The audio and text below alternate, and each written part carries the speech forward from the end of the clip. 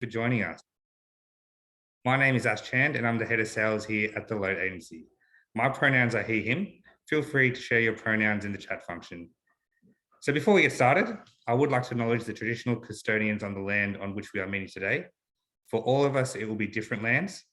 I encourage you all to share which land you are on, but for me, I am on the lands of the Wurundjeri people of the Kulin Nation.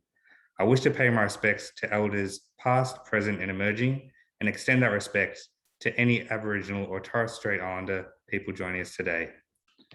So for those who have tuned in for the first time to our webinar and have not met us before, the LOTE Agency is a multicultural research engagement agency, and our goal is to help clients engage and connect with community groups from different cultural backgrounds.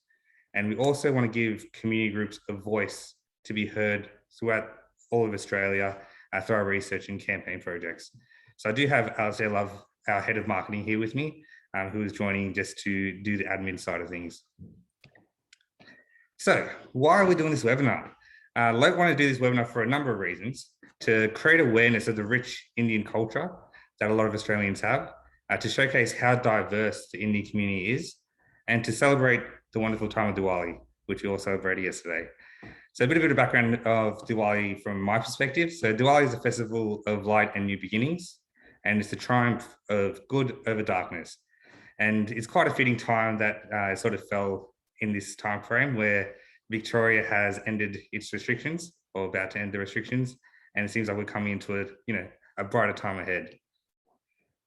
Now, there was approximately 500,000 people in Australia who would have celebrated Diwali yesterday, and it's a time of family, friendships, and new beginnings. So I did want to take some time and take the opportunity to look at the actual diversity of the Indian community in Australia. So the Indian community is quite a large aspect of Australia, and it does make quite a large contribution. So according to the Lowy Institute, the Indian community in Australia is approximately 700,000 people and is the second highest tax-paying diaspora. And in terms of cultural diversity within the Indian community, there's thousands of unique ethnic groups. It covers all major religions, from Hindu, Sikh, Islam, Catholic, and there is major families of languages as well. So when we talk about linguistic diversity, this is according to the most recent Indian government census. There is 22 official languages, 216 mother tongues, 850 languages in daily use, over 1,600 dialects, and the best thing about it is probably a lot more diverse than what I've just said. So I've invited some fantastic guests so we can explore a little bit about this diversity and benefit from their experience. So I'd like to introduce them now. First off, we have Dr. Aparna Hebbani. So Dr. Aparna Hebbani is a respected Australian migrant communication thought leader. She has over 2 decades of experience in undergraduate and graduate teaching at the universities in the United States of America, Australia, India, Malaysia, and Hong Kong. In Australia, she's attended senior lecturer at the University of Queensland in the School of Communication and Arts. She's also a member of the Multicultural Queensland Advisory Council and a member of LOTE's National Advisory Group. She has considerable expertise in working with culturally and linguistically diverse communities, including providing advice on the role of media in migrant integration and delivering research outcomes on overall settlement, employment, intergenerational challenges, and representation of various cultural communities. Welcome, Aparna. We also have with us Sara. So Sara has a portfolio career, including working as a numerologist, home energy activator, astrovastu consultant, motivational speaker, life coach, and certified interpreter. Sara loves helping a community by translating English to Punjabi or Hindi language and helping a community understanding the laws, rules, and regulations in Australia, particularly related to domestic violence. As a certified Punjabi language interpreter, Sara has worked with many government departments and has also worked in the real estate industry for 15 years. So we welcome you, Sara. And our final panelist, we have Krushnadevsinh Ravalji, who is a youth and multiculturalism advocate. He is dedicated to helping young people from multicultural backgrounds find their voice and have the confidence to be themselves. Krushnadevsinh is actively engaged in the community and regularly advises on policy to ensure it is culturally appropriate and inclusive. He hopes to share his common lived experiences of migrating to another country to open the minds of others and make the world a better place. Welcome, Krushnadevsinh. Perfect. Now let's get straight into it. So I thought a good way to start was pretty much around the greetings and our cultural background, because I do know, coming from a Fijian Indian background myself, when we do meet our colleagues or relatives, we say ram ram. So it'd be interesting to know from your perspectives, a little bit more about your cultural background. Aparna, I might start with you, and also how you do your initial greeting. I start by acknowledging the people of the Yagara and Turrbal people, which is basically from Brisbane, and pay respect to elders past, present, and emerging. I'm originally from a very large metropolitan city in India called Mumbai, or I used to call it Bombay. But I'm originally a South Indian as well, from the state of Karnataka, where there's a city called Bangalore, which many people might know. Okay, thank you, Aparna. And Sara? Sorry, Sara, you're on mute. Muted. Yes, sorry for that. So I'm from India, and I'm from the capital city, Delhi, and I'm Hindu by religion, and born and brought up in Delhi, and I respect and value my Indian culture a lot. And the way we greet people is saying namaste. Namaste. Thank you, Sara. And Krushnadevsinh. Perfect. So I grew up in a small town in Bhavnagar, which is in the state of Gujarat, which is if you think geographically, it's on the border of Pakistan, around about there. Was born there, lived there for about 7 years until my family decided to move here. So my cultural background differs a bit, but I guess I'm a Hindu, I'm Gujarati, and the way we greet each other is we say Jai Mataji. Normally with our hands together again, we say Jai Mataji, even when you're greeting them or when you sing your goodbye, you say Jai Mataji. Perfect. Thank you, Krushnadevsinh. I just want to sort of quickly mention how great you all look, and thank you for joining us. It's great to see the color, the vibrancy, and while we sort of explore our cultural identity and what being Indian is. So let's sort of deep dive a bit further about where you guys grew up, because I do know that there is quite a lot of differences between the states where you would have grown up, and your experience is going to be totally different. So let's dive a little bit deeper. So Aparna, tell me about Mumbai and what it's like. What is it like of the people who haven't been there? So Mumbai is known as the financial capital of India. So Sara comes from the nation's capital, which is New Delhi, but I come from the financial capital. The heart throbs in Mumbai. It's also the home of Bollywood cinema that many of you might be familiar with. And it's a city of about 25 million people. So it's really crowded, busy. Mumbai never sleeps. There's always someone on the road any time of the hour, even at 2 a.m. Imagine the whole of Australia thrown into one city, and that's how crowded and busy it is. So it's quite different coming to Australia from a place that's that crowded. I can definitely appreciate that. Now to Delhi. So Sara, how's Delhi? Yes. So Delhi, I will say it's like a multicultural city. So it's exactly like Melbourne. Like you get all the people from different states of India. Like you will get a lot of people from South India, from Punjab, from UP, and they all come together in Delhi for work opportunities, for study opportunities. So it's like a multicultural city for me. And I have been grew up in that kind of environment. So when I was in school, so I had friends from South India as well. I had Sikh friends as well, and I had friends from UP. And in my schooling also, I learned different languages actually. So I learned Punjabi, I learned Hindi, Sanskrit, and I was studying in a convent school, so I studied English as well. So all these 4 languages I studied, and I grew up in this kind of environment. So it's like a multicultural city, I would say that, Delhi. Definitely. I think learning one language is always hard enough, but having 2 or 3 or 4. Correct. And the credit goes to my daddy because he said that language is very important. And at that time, I was so reluctant. And I said, I never want to do Punjabi and Sanskrit.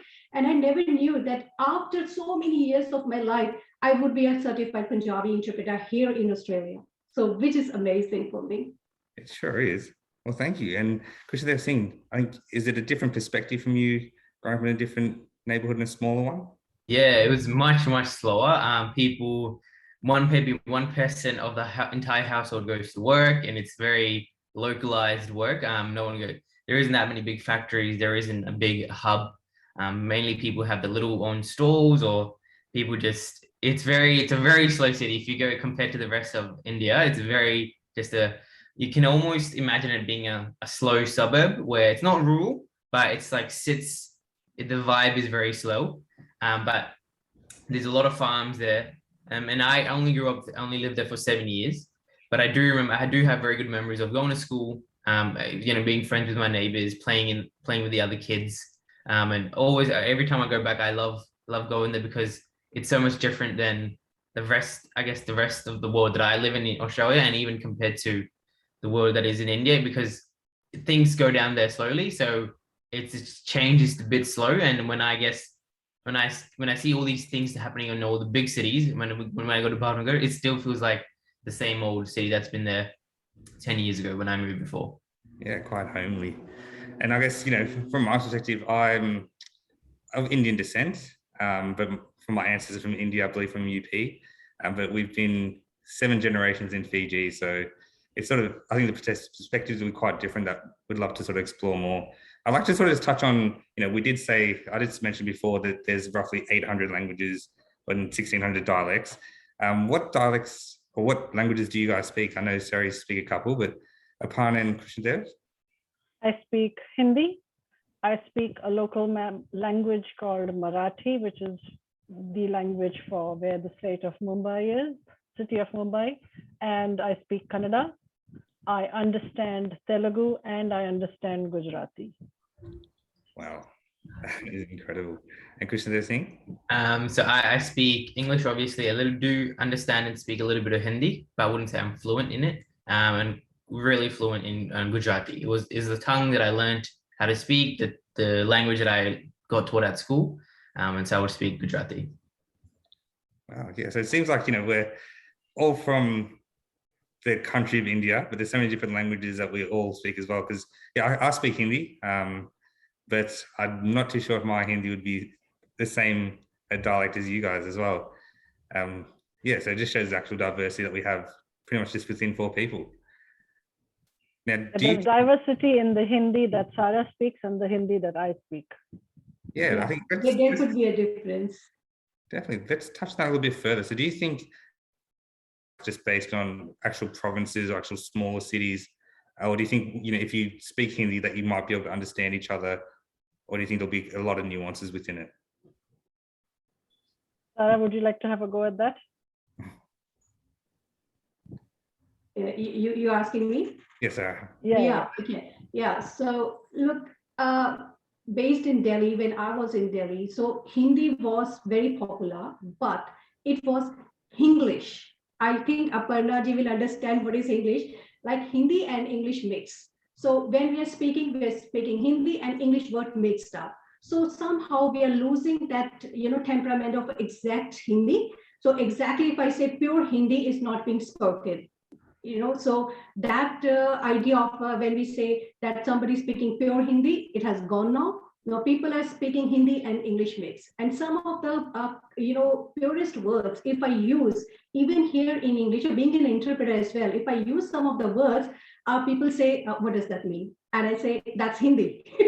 So we are losing that part of Hindi, actually.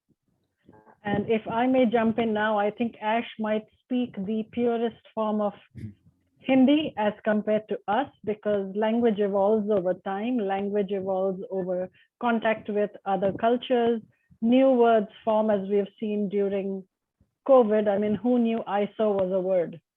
But it's entered the Oxford Dictionary now.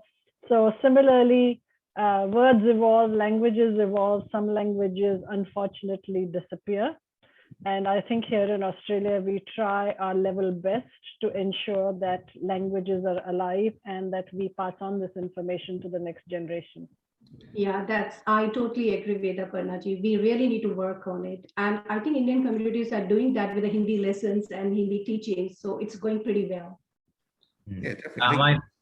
Can I just touch on that? I think going back to, languages, and because I got taught Hindi very little bit, because I only did a few few years of schooling, but coming here, a lot of my Hindi learning is from seeing my community engage, seeing movies, seeing music. So my way of learning Hindi wasn't formal; it was very informal. So I do get that mixed up sometimes. Of, oh, I don't know what the word is for Hindi that is, or I don't know what that pure Hindi word means. But if you put it like with a mix of English in it, it'll make sense. So I think if you're, especially the new generation going up here, if they don't have the formal way of learning, you do lose that uniqueness and that pure authenticness of the language. Yeah, that is very true. Now that I sort of reflect on it, I mean, Hindi was my first language growing up because my parents, even though they migrated here from Australia, they spoke Hindi to me growing up, and my grandparents don't speak English. So I often used to get spoken in Hindi and speak Hindi back.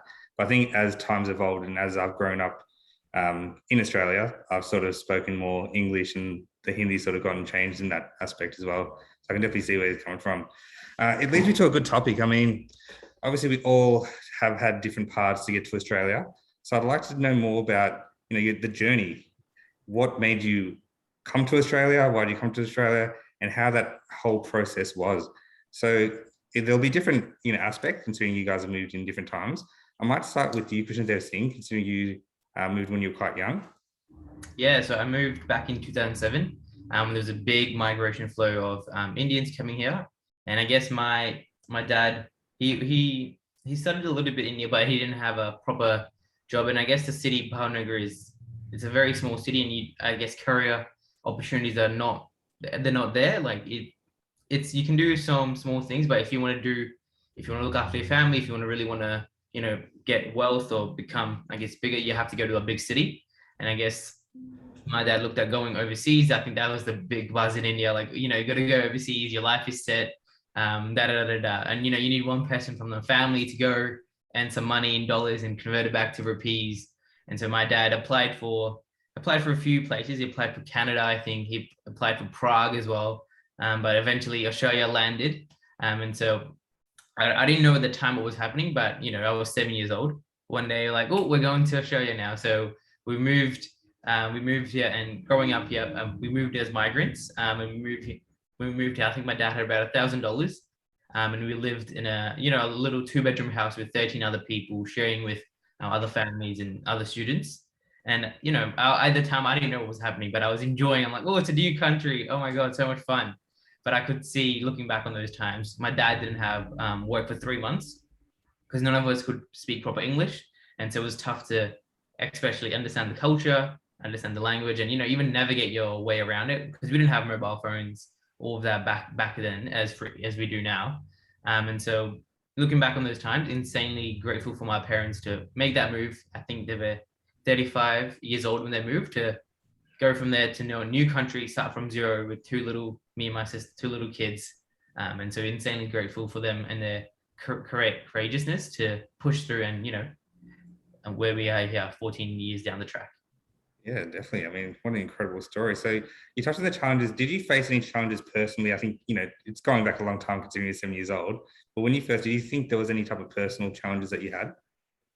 I think the biggest one was just school-wise, because my parents had their own thing going on with they're trying to get PR. I mean, trying to get citizenship, trying to sustain, trying to live financially. Then me and my sister, we almost had to grow up because we couldn't rely on our parents to support.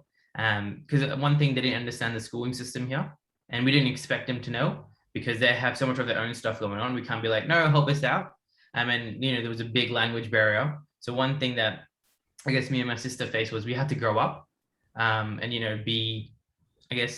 grow from everyone else. And if we wanted to, for example, play cricket, we only had one car. And so if I wanted to go play cricket at a club, I would have to take 2 buses to make my way there. And little things like that, which, when you're a new family, when you're starting from zero, you don't really think about. But looking back on it now, it was like, I had to, as a young person, figure out, okay, if I want to do something, how am I going to do it? I couldn't rely on my family, mum and dad, and that's the only family I had to help me out in any way.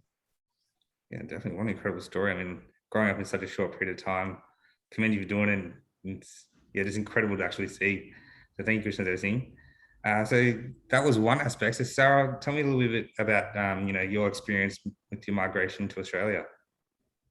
To be honest, like I never had any plan to come to Australia. I was very happy in Delhi. I was enjoying the Delhi style of living, born and brought up, studied and I'm working in a very good reputed place. So I had a very good job. So, but when I got married, I did not have any choice. So I had to come.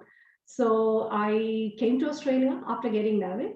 And when I came here, I didn't face as such any challenge here because I was speaking English.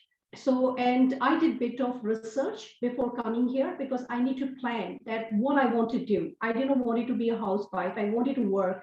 So I just did bit of, a research on Australia that what I can do. I come from a teaching background, so I wanted to become a teacher. But here there is so much of opportunity here. And I have worked in research industry as well in one of the top research institute of Delhi. So I thought maybe I will do something in research. So I really wanted to do research here in bioinformatics, that is genome medicine. But what happened that the Australian government did not recognize my qualifications. They said, you have to do a bit more study to come in that sector. And I was not prepared to, give another 3 or 4 years of my life into the research. So I said, no, I have to do something else. So I said, okay, what's interesting? I love talking to people. I love communicating with people. So I said, okay, let's do real estate. And I just jumped into the real estate. Within a month, I got the job and I did the course here. So I was okay with, as such, with my migration, so did not face much problem. And I settled down very easily. I joined AMES. That was very helpful for migrants. And I learned, different people are coming from different countries. I made friends there, just tried to understand, how migrants come and what are the problems they face. So the one thing I observed that English, the language was the main problem. When migrants are coming, they can't speak English. So that was the main problem. But with me, that was not the issue. So it was easy for me to settle down here. And I worked in the real estate industry for 15 years and I enjoyed.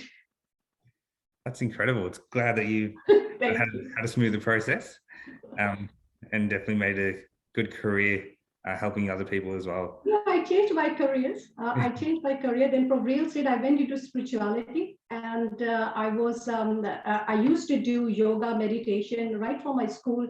And my dad was the force behind that because he said that meditation, yoga, and our culture is so rich. So he imbibed all those values in us.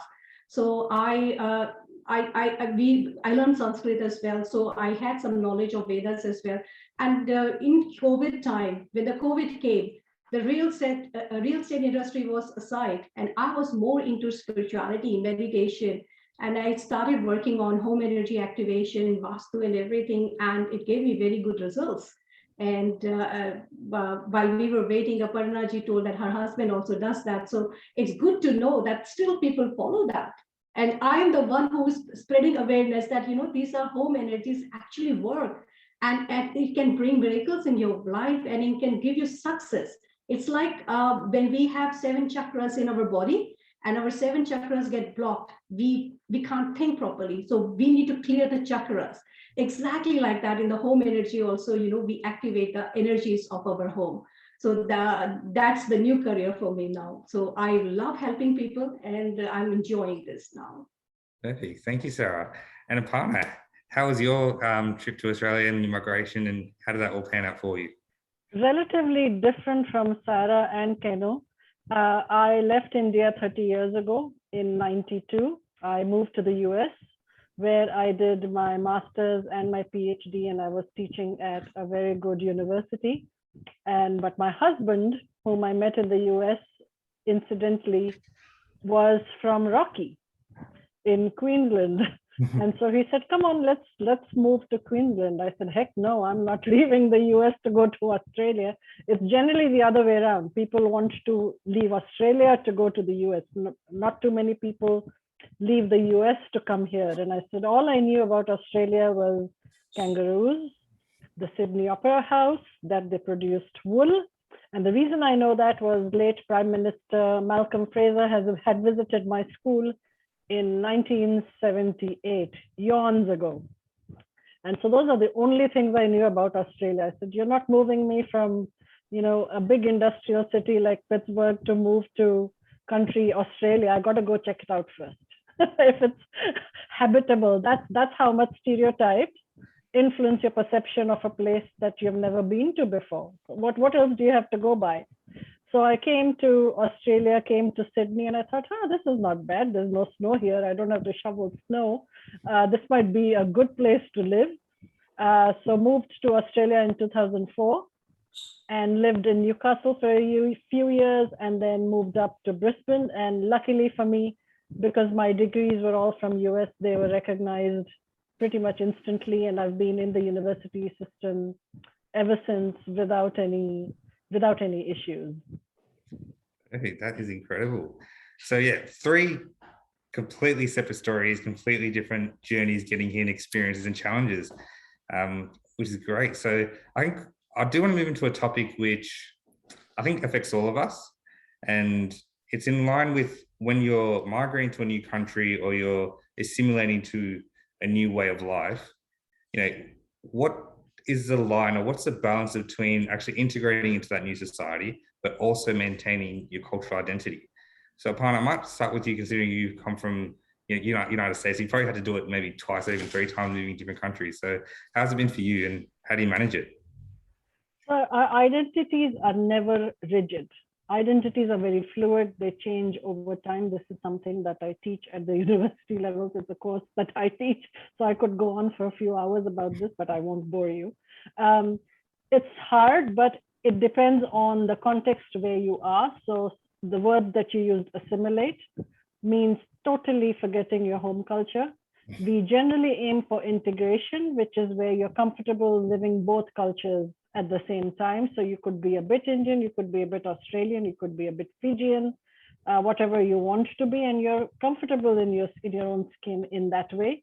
But for me, I think integration differs depending on the context that you're in. So at home, we're very much Indian, in the sense we prefer Indian food. When I say we, I mean my generation. My kids love pasta, and they're like, oh my God, mommy, not Indian food again. So that's a whole different story when you go to the next generation. But we are very much Indian. We speak Indian languages at home. We listen to Bollywood music. We wear Indian clothes. I wear saris, which is a 6-yard fabric that Sara's wearing. I haven't draped one right now because I have to drape 2 later on today. 2, yep, and 2 more tomorrow. Yeah. So I am very Indian when it comes to my values. But when I go to work, I'm an absolute Australian. Of course, I've got a slight Indian accent. I mean, who doesn't have an accent, right? Everyone's got an accent. Yeah. No one's without one. So I'm very much Australian when it comes to me being at work. I don't look like this when I go to work. Some days I do, if there's something on. But it's a fine balance. And I think most of us achieve it successfully. Language is a huge part of our culture. Language, food, and religion and dress, I would say. And the same categories apply to other cultures as well, especially African ones, because I worked with a few African communities.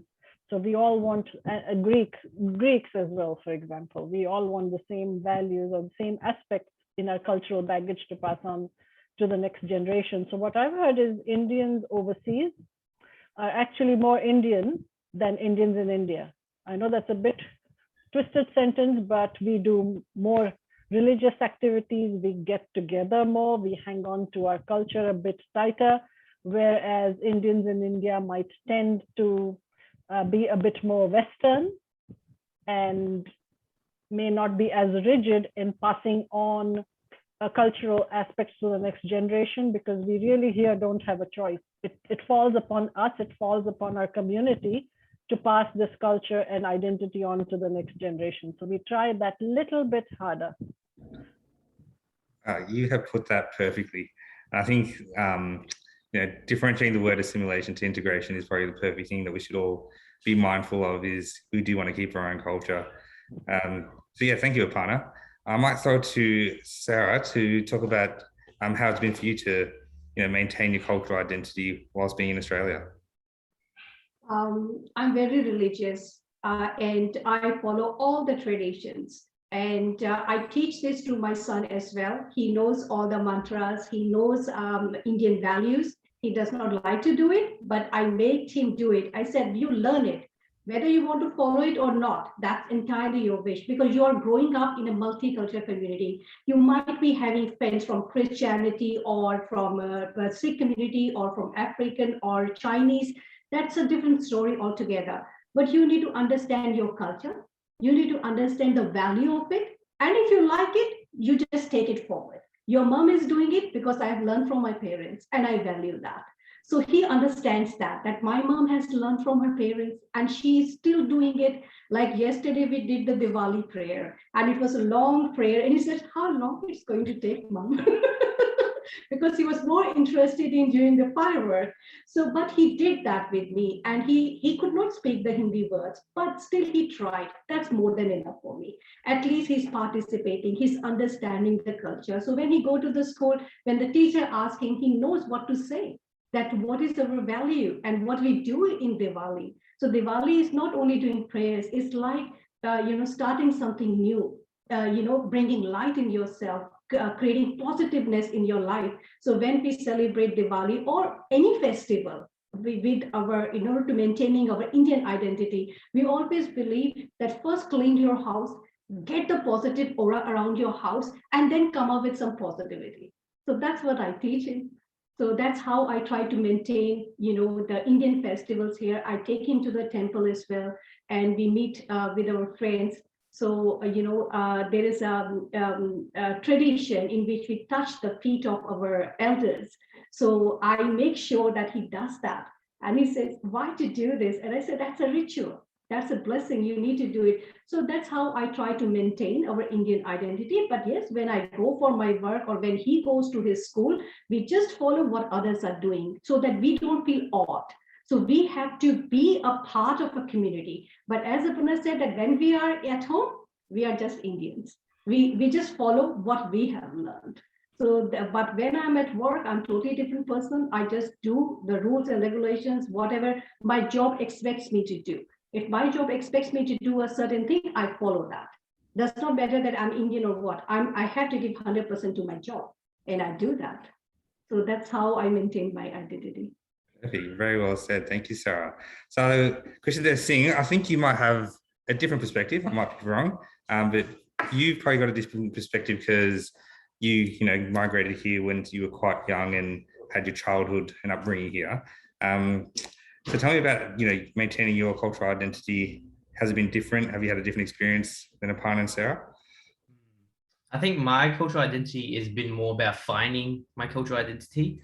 I think moving here at a young age of 7, moving here, and then mainly when I went to school, it wasn't as diverse as it is now, or even diversity wasn't talked about right now. In the last, I think, 5-10 years, it's a bit more of a buzzword. There is a bit more work towards it, more funding around it. But back in 2007, it was still a very new concept around diversity and accepting your cultural identity. And I remember going to school, and not a lot of the people looked like me. And being an outsider, you don't want to I guess you don't want to stand out. You want to fit in as a kid. You just want to fit in, just be like everyone else. You want to play like everyone else. You want to eat. If everyone's eating sandwiches, you want a sandwich. You don't want to eat like roti and curry. Or you don't because it does smell, and you're like, oh, everyone's everyone's just got sandwiches. I just want a sandwich. Or no one's wearing like a tilak. I don't want to wear that. So I almost developed, I wouldn't say a hatred, but it's some form of internalized racism, where it's more like, because when I went to my school where I spent a lot of my time, even with my friends, my culture wasn't accepted. And so it's almost like I started to, I didn't realize it at the time, but I'm like, ew, I don't want anything to do with Indian. I'm running away from that. I'm running far away. If my mom calls me, I go 5 steps away and then speak in my language, or I won't listen to Indian music if I'm with my friends. And over time, that's kept on happening. And I didn't realize that I was developing this internalized, not a hatred for my culture, and I was stepping away from it. But I think when I got a bit more older, I started to realize the world. And there was a few instances in school where, kids would say mean things, racist things. And I brought up to my teacher, and the teachers would say, oh, that's not racist, or it's your fault. It's you should not be offended by it. Then I was like, I don't know. I'm like, these things are quite mean. And ever since that day, it's been like, I've been on a journey to accept the fact that I have brown skin, a bit of a stutter, have Indian, ways of talking, doing things, and that's okay. There's nothing wrong with that. And I think the more kids that understand that, and I do a bit of work with young people, and so I think there is that little bit of they want to fit in and be the new generation, not be like their parents, not be so strict, and so they on purpose they try to go away from their culture.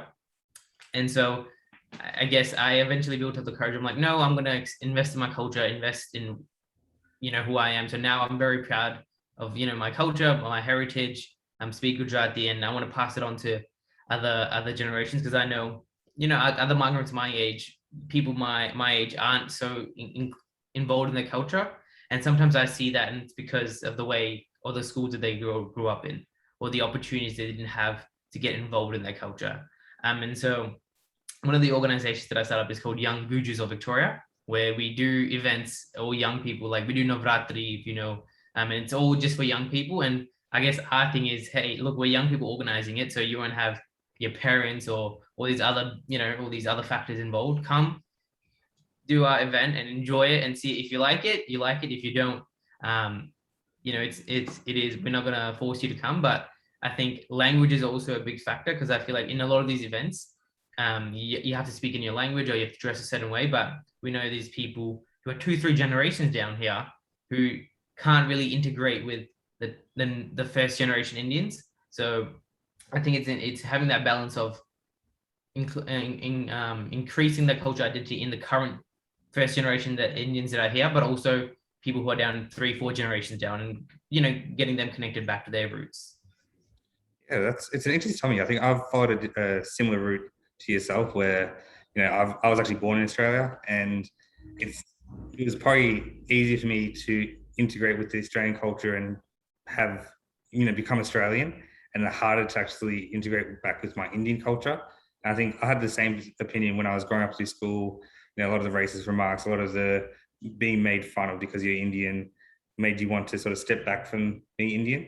Whereas as you sort of grow up, we realize how rich and beautiful the Indian culture is, how vibrant it is, how much values you actually get from the family, and everything about being Indian. And you just sort of fall in love with it again. So I definitely can understand that, and have very similar experiences. So it seems like there's 2 different aspects here. There's the Indian migrants coming to Australia, but also the intergenerational side, where the kids, communicating with their parents about what it is to be Indian.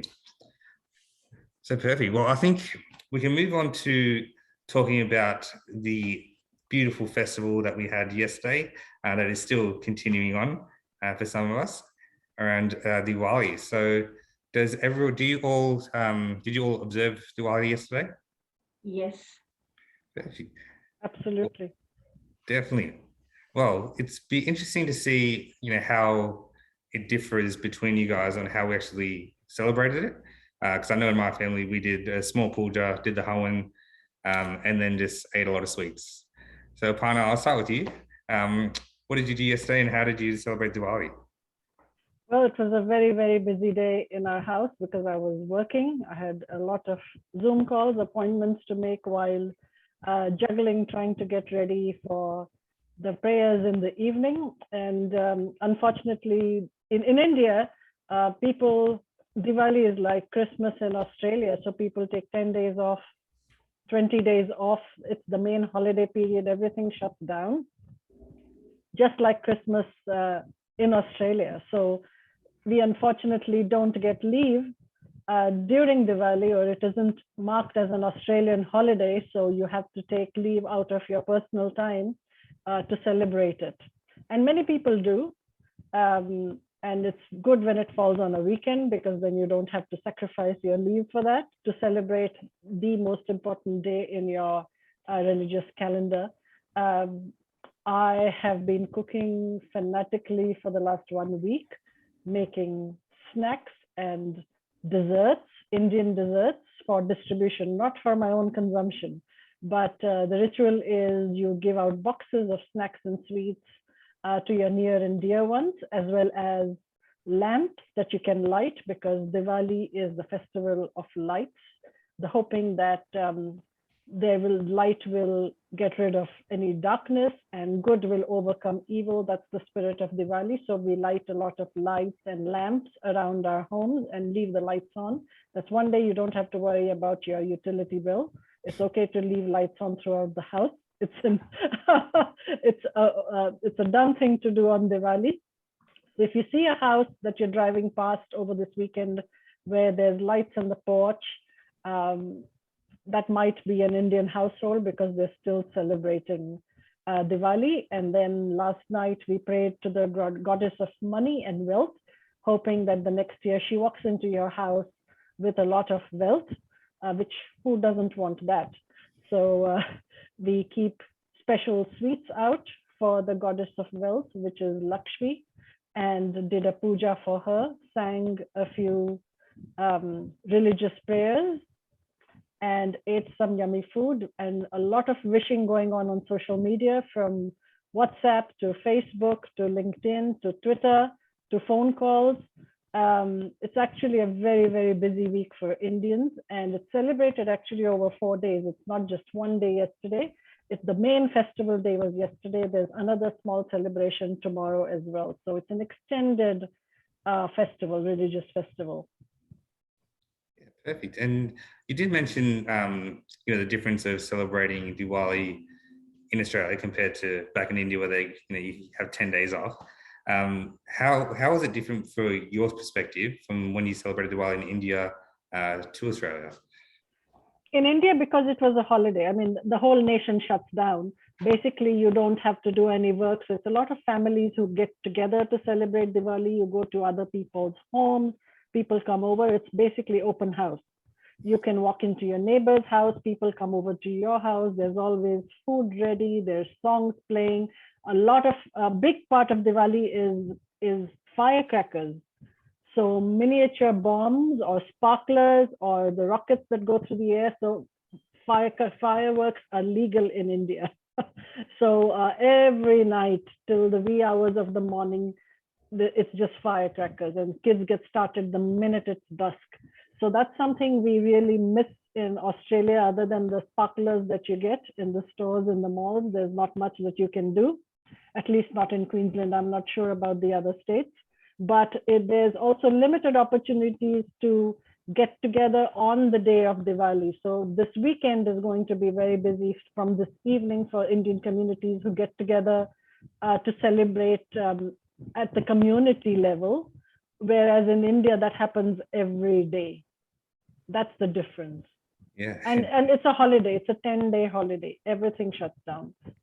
Yeah, that is a big difference. I mean, I do remember in Fiji, getting so excited to start letting off some fireworks, because we'd often fly back to Fiji during Diwali time.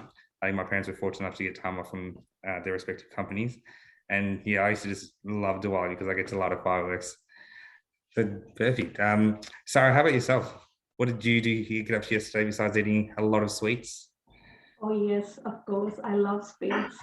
So it was a busy day for me yesterday, but I will rather say it's a busy day from 1st of November, because I'm a YouTuber as well, and I promote Indian culture in that, and I promote a lot of stuff like related to numerology and home energy. So I had to prepare some videos right in advance. So I was so busy with those videos. I prepared those videos, I uploaded, and after that, I have to start with the 2nd of November, which was Dhanteras, because the Diwali starts 1 day before, 2 days before actual Diwali. So it's a 5-day celebration. So we started with the 2nd of November, and we did all the rituals on that day. So on 2nd of November, when the Dhanteras was there, it was working.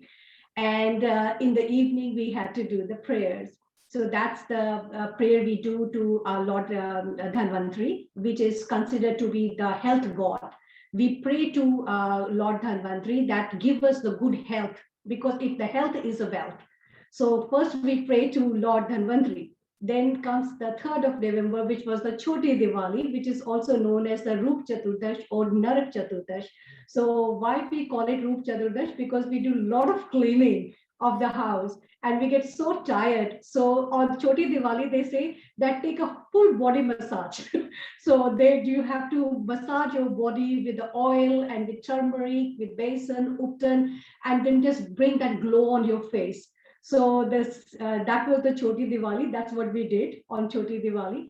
That's why it is known as Roop Chaturdash as well. Then the 3rd November, which was yesterday, we celebrated, 4th November, the biggest Diwali, the main Diwali we celebrated yesterday. So like Aparna, I was busy in cooking. I was working from home, doing phone calls, Zooms at the same time, cooking, and everything was getting ready for the evening. But in the evening, we wore our traditional clothes.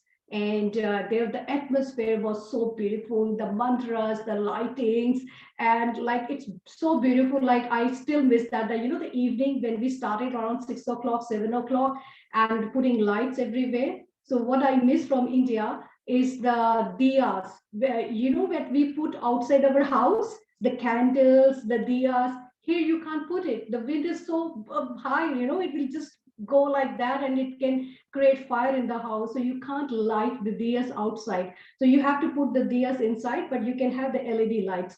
So we had the LED lights, but the diyas, we put it inside. And that was the thing. And we did prayer. We distributed sweets, which started from the Dhanteras itself because it was working. So I have got a lot of socializing. That we have to distribute the sweets because this is considered auspicious. We are bringing good wishes and we are praying for them as well, that, the good luck should come in their life. So we did that. I made gulab jamun at home. And then without gulab jamun and laddus, no Diwali is, over. It is must to have these two, sweets. Then we did some firework and we enjoyed it. But unfortunately, I don't have Indian neighbors. So I could not have that sort of feel when I was looking outside. I could see 2 or 3 houses in front of my house, which had some lights. And fortunately, they also came at that time when we went for the firework. So we across the road, we were saying Happy Diwali. We did not know each other, but that's how we came to know that some Indians were there. But in the whole street, I was missing that lighting actually. Because in India, every street, there's like a competition when people say, oh, they have put that lighting, oh, what we have done, our house is looking more beautiful. That sort of feel comes. So that was not there. So that was the part I will say that we missed, that the street patakas and fulcharis, when the kids come together. So that was the only part was missing. Otherwise, the internally at home, we did everything, whatever we do back in India. So it was a beautiful day for us, yesterday. Very, very beautiful and very auspicious. And we welcomed the goddess Lakshmi. She is considered to be known as the god of wealth and prosperity. And we invited her, and I hope she will stay in my house forever. Yes, I definitely hope so as well. It seems like it's always a busy time for everyone, and it seems like it doesn't seem like it is a time of family and community bringing together. Diwali does bring a lot of people together. Like you said, people you don't know that were living across the street, and you're just saying Happy Diwali. So it is a very community-based time. Krushnadevsinh, how was your Diwali? Well, compared to what it is normally back home, when I was young, all I cared about was fireworks. It's Diwali, you light fireworks the entire week. You start off with the small things, and Diwali, you try to, you buy so many, you try to get rid of all of them, you try to go, steal some from other places that you can find. So Diwali for me when I was young was all about fireworks, having fun, seeing all the lights, seeing the food. But I guess moving here, it's a bit more tame. You can't do as big firework celebrations. It's only mum, dad, sister for me here. So we don't have our family coming to say hello, or just greet each other. I don't have my grandparents to, greet, take their blessings. So it's very minute. It's very, we cook food. Mum took the day off yesterday and she cooked a bunch of food for us to have. So that was good. That was good on her. We had a lot of food. We set up diyas all around the house, or we put up LED lights in the backyard, in the front yard. Called a few people, just family and friends, and we just had a good time together. Took some photos, And so it was more like a family celebration yesterday, and then over the weekend we have a few picnics where a few family friends are meeting outside to just see each other, have food again. And so the celebrations are still going on the entire weekend. Yeah, definitely. I mean, it's interesting that everyone sort of mentioned that how much different it is back home because people have the day off. It's a lot bigger. You're able to see your neighbors, you're able to see your family quite quickly. Whereas over here, it's a bit more difficult because it's not like Christmas in Australia. I guess when it comes to Christmas, everyone's got their lights out. It's very well known. But Diwali isn't as well known. But I got a feeling that slowly but surely, we'll start seeing more houses with lights go on as people start understanding more about our beautiful culture. So, yeah, it's great to see that you guys had a good Diwali. I myself did as well. I think I'm kind of like the blessed one in the family where I don't really have to do too much of the cleaning the day before, and Mum cooks all this food for me. I do need to learn how to cook as well. But yeah, is it difficult? You think it doesn't seem like it from the conversation that we've had, but with Diwali being, pretty much the biggest celebration in Indian culture, have you guys found any challenges trying to keep those traditions alive with your family in Australia? I might touch on that. I think one of the challenges that I've had is realizing understanding the religious aspect of it. I think because I didn't go out with attending all of the pujas or understanding. I didn't have the learnings, going to temples every with my grandparents or doing all these religious ceremonies that I see everyone else doing. So I think that side of, because I guess growing up here, that is something that I'm missing. That is something that's missing, which I'm trying to connect back with, trying to understand the religious aspect of things, why we do certain things, why we do the pujas, why we do this. So I think that's been one challenge of Diwali. Is for me, it's the understanding. I understand the fun of it and why we do it, but I think just really trying to make that link for me is something that I'm still working on. Yeah, it's definitely well said. I mean, Diwali, like I said, is very well known for the firecrackers within myself and I think my generation. But it has only been in the most recent times where we started talking more about the actual religious aspect and the values and why Diwali is so important. So, Aparna, Sara, is there anything from your perspectives on, what's been difficult to keep those traditions alive in your community? I think what's difficult. Sorry, Sarah, do you want to go first? No, that's fine. This happens. No, you go on, please. Happens on Zoom. We're all used to it, I hope. What I miss is in India, you've got catering services who you can just outsource all the cooking to, and they just make all the snacks and sweets, and you just have to go to the shops and buy it and bring it home. We don't have that luxury here, so it's quite taxing. It's a good tax in a way, but it's a lot of work to do everything while you're working full time. Imagine if you had to work through Christmas, what would that be like, and still put a feast on the table over 4 days. So it's not just one feast, but a feast over 4 days when you're still working full time. So it's a lot of work, but other than that, I think it's important for Indians who are born here to at least visit India once during Diwali, so they get to experience what the real festival is like, because otherwise you don't know any better.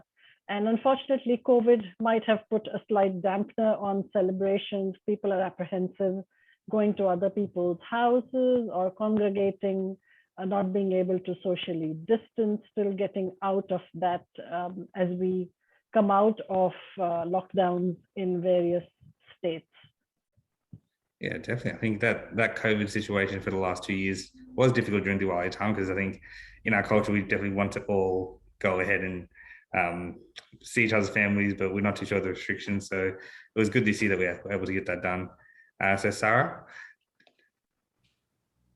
Look, I feel that here we have got all the facilities, like we have got temples, we have got Indian communities. They keep on doing events related to Diwali, like Diwali dinners, Diwali meetups, Diwali nights. So when kids go there, they understand what Diwali is. For them, it's more of fun.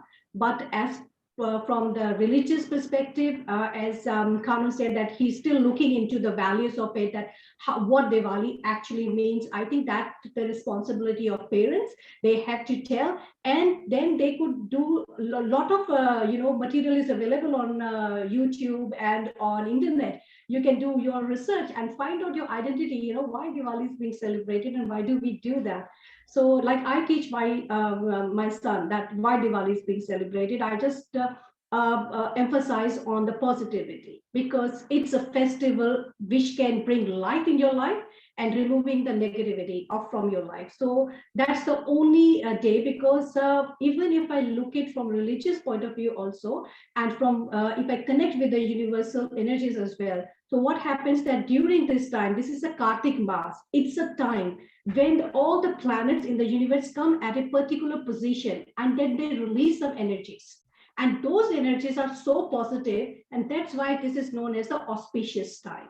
So it has got a scientific reason behind it. It's just not entertaining that it's just Diwali. No, it has got a scientific reason behind it, that we need to collect those positive energies from the universe because of those planetary positions. That's why we go to Pandit and we say, okay, when this time is Diwali, why Diwali falls on every month, different date, because of those planetary positions. So that's what I emphasize more on the scientific reason of Diwali, that this is the time when you can grab the positivity in your life by taking this positive energy. And that's why we say that we are removing the negativity, the darkness, and bringing the light in your life. And I hope, Kanu, you will get the understanding of the Diwali, that why do we celebrate it. So that's the reason I'll say. Perfect. Well said, Sarah. Well explained. I think, yeah, I do just want to thank all of you for joining. We've definitely learned a lot. I've learned a lot myself just by speaking with you. The diversity that we have within our community is something that we should value and cherish and spread a lot of awareness of, especially during this Diwali period of time. I think the more that we speak about Diwali and Indian culture and everything beautiful about it, the more it'll become known, the more you'll be able to start celebrating with your neighbors who aren't from an Indian background, or who, are Australians or do come from different countries. We can start explaining to them what Diwali is, why we're doing it, and what's so incredible about it. Because I think that positive energy is something that is really truthful in the way that we actually act as well. So I do want to thank you all for joining, and thank you, incredible panelists. Learned a lot, and you guys have been great. Any final words from you? Thank you, Ash. Thank you, Alistair. Thank you. Thanks for giving us the opportunity to explain what Diwali is all about, and happy Diwali to everyone. Yes, enjoy, and thanks a lot. And we really appreciate that you are doing this to spread awareness among the multicultural community of Melbourne, Australia. And whoever is seeing, they will definitely get some benefit out of it. Thank you, Ash. Thank you, Alistair. And thank you, Aparna, and thank you, Kanu.